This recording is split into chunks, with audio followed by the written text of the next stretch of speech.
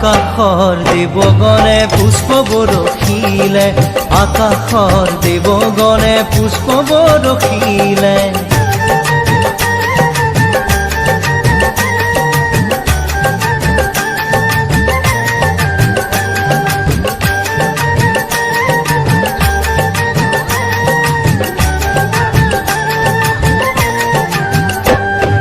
শৰৎ কালৰ শুক্ৰা সন্ধিয়া পৰত গৌৰী আহি মাতৃগৃহত হ'ল উপস্থিত।